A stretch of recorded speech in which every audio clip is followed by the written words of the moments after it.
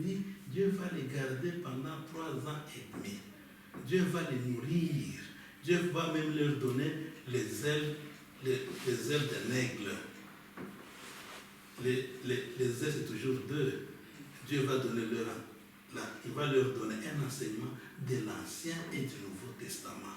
Et Dieu va préparer même une place pour eux pendant les 3 ans et demi. Dieu va les nourrir par la parole. L'Ancien Testament et le Nouveau Testament. Toujours pendant les 3 ans et demi. Le premier, une alliance sera signée pour une semaine par la bête. La bête va signer une alliance. La bête va conclure une alliance avec plusieurs voisins d'Israël. Et comme maintenant, il y a un problème qui se passe sur Jérusalem. Les musulmans disent que nous avons droit à Jérusalem. Les juifs disent que nous avons droit à Jérusalem. Alors la bête va les aider, va dire que non, on va signer une alliance pour une semaine.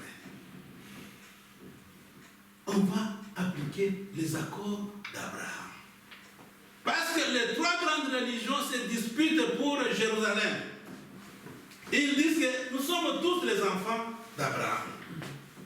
Les chrétiens disent, nous sommes les enfants d'Abraham par Jésus-Christ. C'est vrai. Les musulmans disent, nous sommes les enfants d'Abraham par Ismaël. Ismaël était le fils d'Abraham. Et les juifs disent que nous sommes les enfants d'Abraham par Isaac. Celui-ci dit que nous sommes les enfants d'Abraham, nous avons droit à Jérusalem. Le groupe des musulmans dit que nous sommes les enfants d'Abraham par Ismaël, nous avons droit à Jérusalem. Les chrétiens disent aussi, nous sommes les enfants d'Israël. Par Jésus-Christ, nous avons droit à Jérusalem. Ils vont s'entendre. Et Jérusalem et les Juifs vont accepter. Ils vont signer une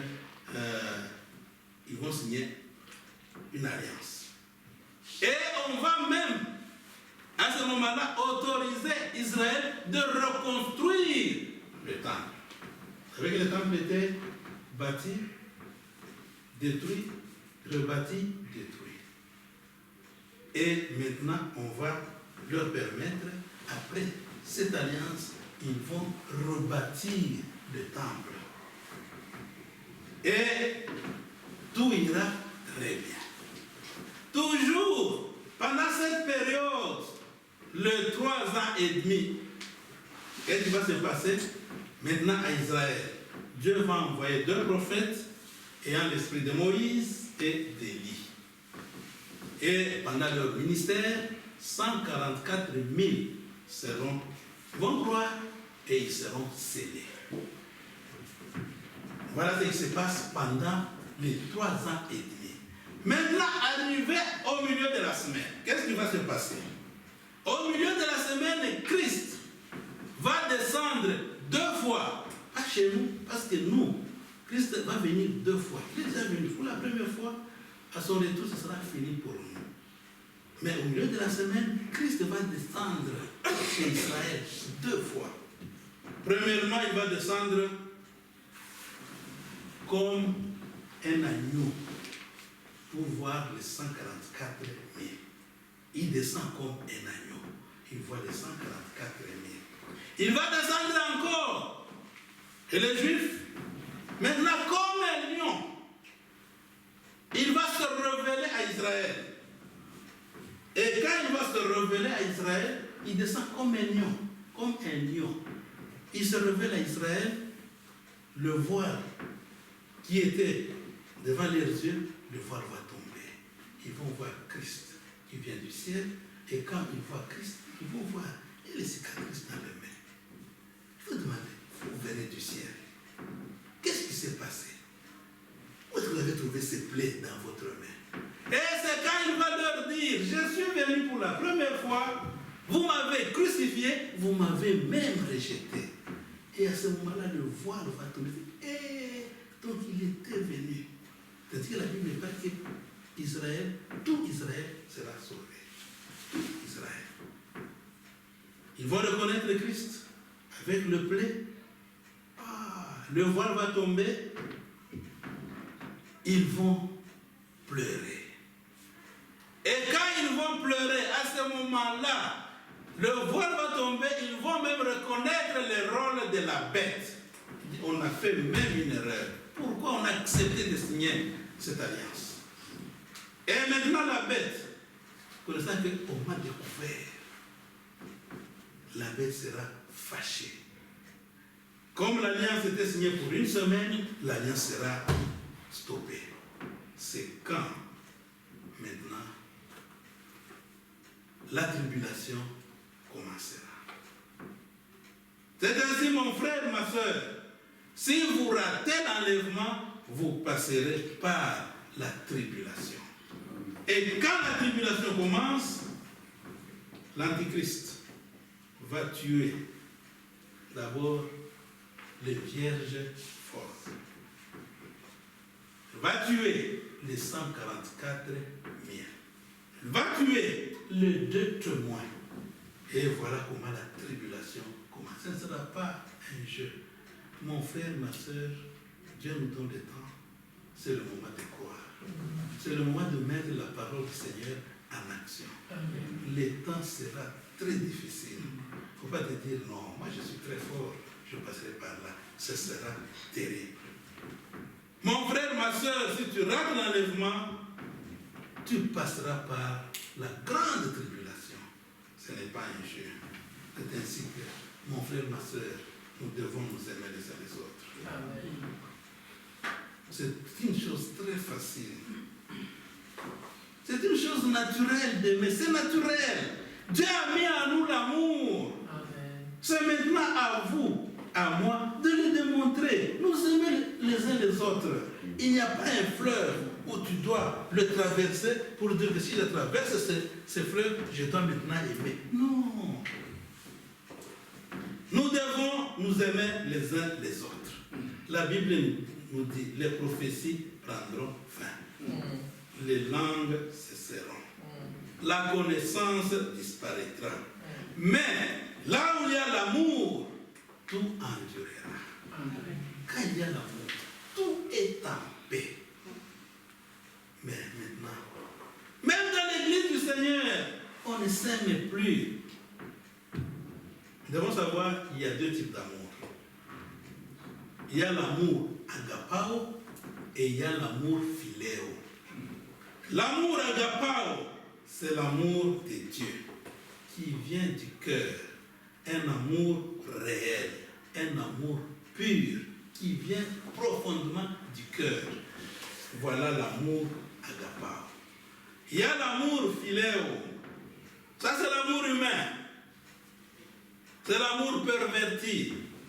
C'est l'amour avec affection. C'est l'amour avec jalousie. C'est l'amour avec intérêt. Voilà l'amour philéo. Mais nous avons besoin de l'amour agapao. Parce que l'amour est plein de bonté. L'amour n'est pas envieux. Comment tu peux avoir cet amour et tu envies ton frère, tu envies ta soeur? Non. L'amour ne s'enfle jamais d'orgueil. Et l'amour ne se vante jamais. Il ne faut pas haïr ton frère, haïr ta soeur parce que Dieu l'a béni. Non. Si Dieu bénit l'un de nous, nous devons être contents. Si tu as besoin de ça aussi, il faut t'agenouiller. Prie le Seigneur. Parce que le Seigneur nous dit, demandez tout ce que vous voulez. Et ne doutez pas. Et croyez que c'est là vous sera accordé. Pourquoi tu haïs ton frère? Pourquoi tu haïs ta soeur? Parce que Dieu l'a béni. Oh, nous sommes partis à l'école ensemble. Pourquoi lui il a une voiture? Pourquoi lui il a une maison? Moi je n'ai pas ça. Mon frère, ma soeur, si on prend l'exemple, nous qui travaillons, quand vous avez terminé les études, vous étiez combien? Vous allez vous rendre compte que vous étiez peut-être 5, 10, 15, 20, 30. Rappelez-vous les noms de tous ceux-là qui étaient terminés, qui avaient terminé les études avec vous. Combien travaillent aujourd'hui? Combien ont les enfants aujourd'hui? Si vous avez ça, c'est la grâce de Dieu. Ce n'est pas à cause de votre intelligence. Il y a quelqu'un qui était plus intelligent que vous. Il n'a pas ce que vous avez aujourd'hui. C'est ainsi que nous devons nous aimer les uns les autres. Nous devons nous réjouir quand Dieu bénit l'un de nous. Autrement, 1 Jean chapitre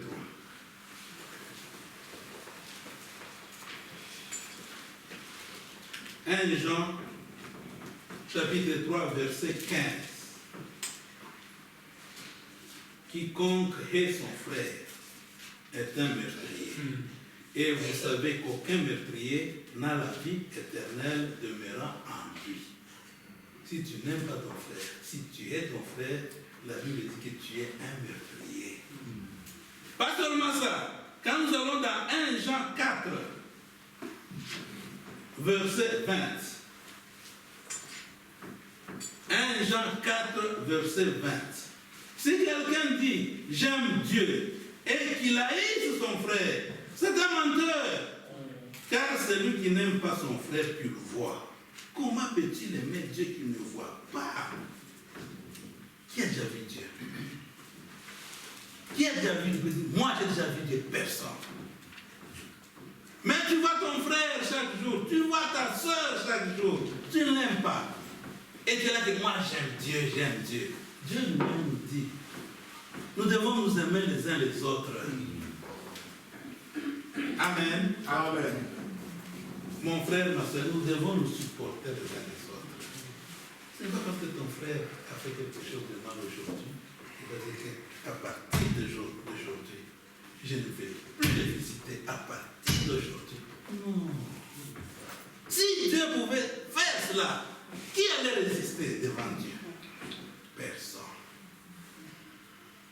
C'est ainsi, mon frère, ma soeur, là où il y a l'amour, le pardon règne toujours. Amen. Là où il y a l'amour, le pardon règne toujours. C'est ainsi que Jésus nous enseigne. Et il nous dit, avant d'être pardonné, nous devons nous pardonner les uns les autres. Quand vous agenouillez, vous demandez pardon, rappelez-vous, est-ce que quelqu'un a demandé pardon? Si tu ne l'as pas fait, arrête ta prière. Va, pardonne ton frère, pardonne ta soeur, et viens, continue ta prière. Et cette notion de pardon, même les disciples du temps de Jésus-Christ, ils n'ont pas bien entendu ça. Amen. Amen. Même les disciples pendant le temps de Jésus-Christ.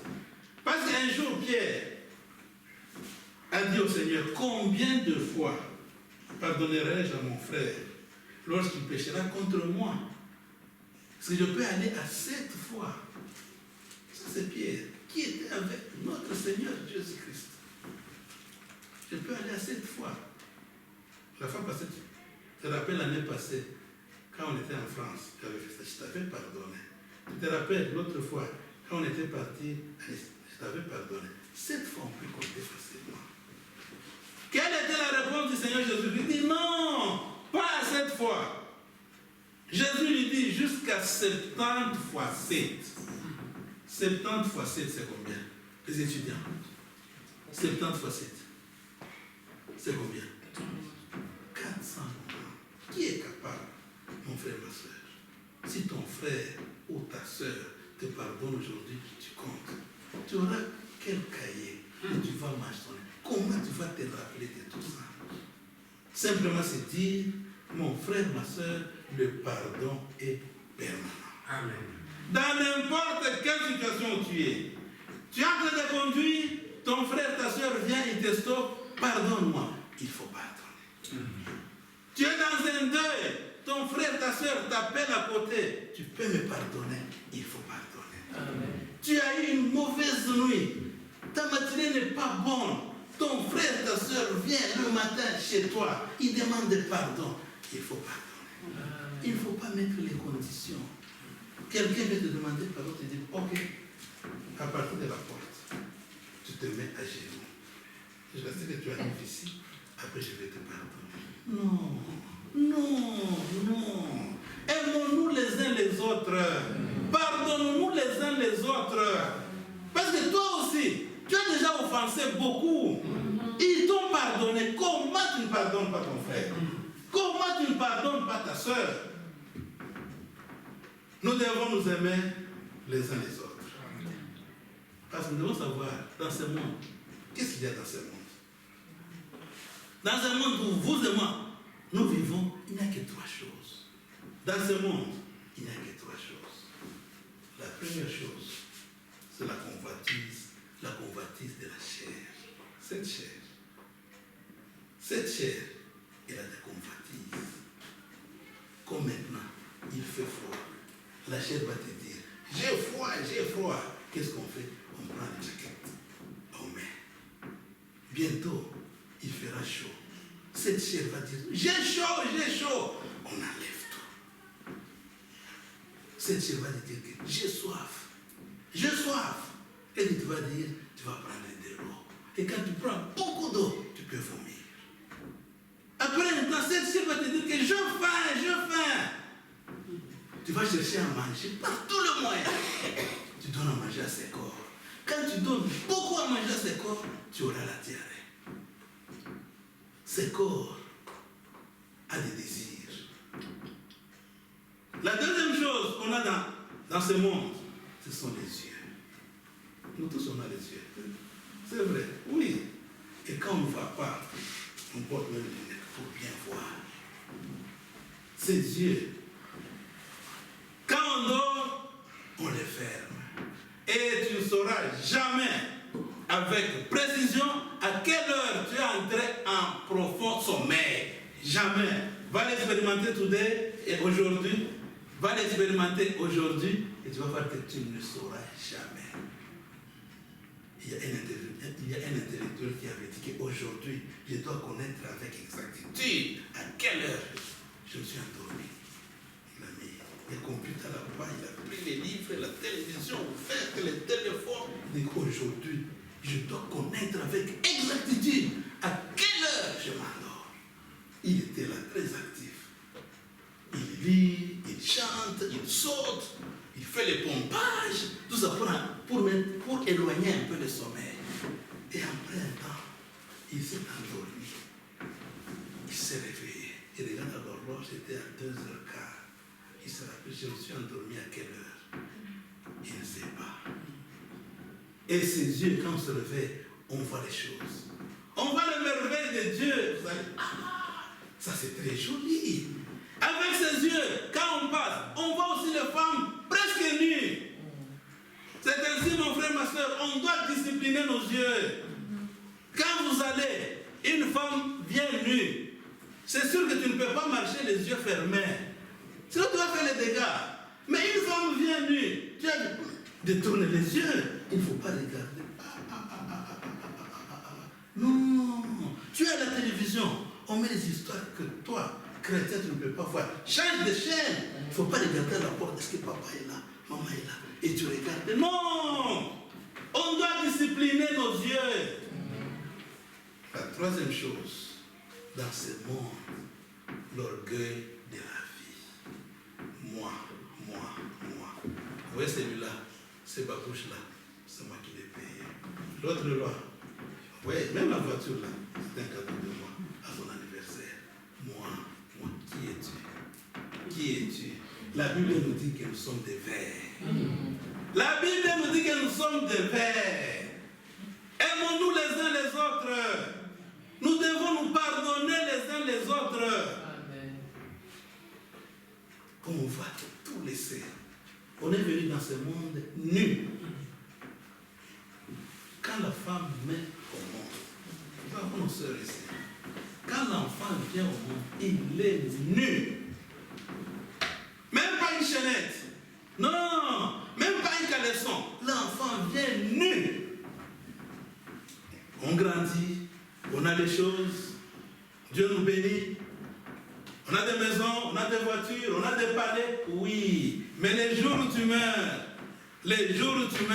tu laisses tout. L'autre fois, quelqu'un de Nigeria, il était trop riche. Trop Alors il a dit, oui, quand je veux mourir, il faut m'enterrer avec. Il avait un véhicule qui coûte très cher. Et je veux que les jours où je veux mourir, on m'enterre avec ce véhicule qui coûtait trop cher. Il était mort. Même si on le met dans ce véhicule, qu'est-ce que ça fera? Le véhicule va pourrir, mais lui il ira comme il était né, nu. Bien qu'on habille au corps, on les habille, on met les souliers. Dans nos coutumes, on met même une casserole sur la tombe. Est-ce que le mort va manger? Non. Mon frère, ma soeur, nous sommes venus. Dieu nous a créés. Dieu nous a aimés. Dieu nous a aimés, mon frère, ma soeur. Pendant ce temps où nous sommes réunis ici, il y a des gens qui fêtent, qui sont sous la boisson. Il y a des femmes, des hommes qui font l'adultère pendant ce temps où vous et moi nous sommes ici. Il y a des gens qui se battent pendant ce temps, mais par sa grâce. Nous sommes ici, c'est par sa grâce. Amen. Mais nous devons nous aimer et nous supporter les uns les autres. J'ai mes faiblesses, vous avez aussi vos faiblesses. Supportons-nous les uns les autres pour que nous avançons. Dieu vient bientôt. Amen. Quand on regarde tout ce qui se passe autour de nous, il n'y a plus assez de temps. Voyez comment les jours filent. Seulement hier, c'était bonne année. Hier seulement. Aujourd'hui, c'est le 16 et le 17. Les 18. C'est seulement hier. C'était bonne année. Oh, bonne année, nouvelle année. Et rappelez-vous, qu'est-ce que vous avez fait pendant ces 18 jours? Ceux qui vont à l'école, ils vont bientôt fermer et ouvrir. Ce qui fait que les jours filent. Comme les jours filent, notre Seigneur revient bientôt. Arrangeons nos vies. Aimons-nous les uns les autres. Parce que là où il y a l'amour, tout ira très parfaitement. Tout sera très parfait. Quand tu n'aimes pas quelqu'un, qu'est-ce qui arrive? Même le voir, tu sens quelque chose en toi. Prends le téléphone, lui écrit, tu ne le feras jamais. Quand il t'appelle, tu regardes, c'est lui aussi. Tu laisses le téléphone. Et tout ce qu'est-ce que ça produit? Encore la haine. Mon frère, ma soeur, si quelqu'un t'a offensé, si quelqu'un a fait de mal de toi, pardonne-le. S'il ne vient pas demander pardon, mais toi, sois en paix avec lui. S'il t'appelle, réponds. S'il t'insulte, il dit que Dieu te bénisse. Amen. Amen. Nous devons nous aimer. Et la Bible nous dit, quand tu vois ton frère, quand tu vois ta soeur faire quelque chose de mal, va. Ne va pas raconter cela aux autres. Non. Tu as vu ton frère, ce qu'il a fait n'est pas bon. Tu vas. Quand tu le trouves, mon frère, on vient te voir. Est-ce qu'on peut prier? Vous priez. Et puis vous dites, frère, vous avez fait ça, j'ai vu ça. Si le frère est humble, il va accepter. Il va dire, ok, en tout cas, je vais demander pardon à Dieu. Si le frère refuse, la Bible nous dit, va prendre un témoin. Quand tu prends le témoin, il ne faut pas lui dire déjà, là où vous êtes, le problème de ce frère. Non, mon frère, est-ce qu'on peut aller demain à 12h voir notre frère? C'est quoi? Non, on peut aller. Je vais lui dire quand nous serons ensemble. Parce que si vous dites déjà au frère, il va déjà prendre une position.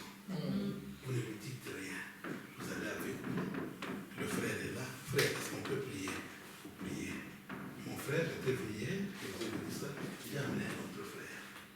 Mon frère, nous sommes au temps de la fin. Ce que tu as fait n'est pas bon. Voilà l'attitude. Mon frère, tu as. C'est ça l'attitude. Toi, tu vois ton frère, toi, tu vois ta soeur qui fait du mal. Et tu vas, comment déjà à raconter.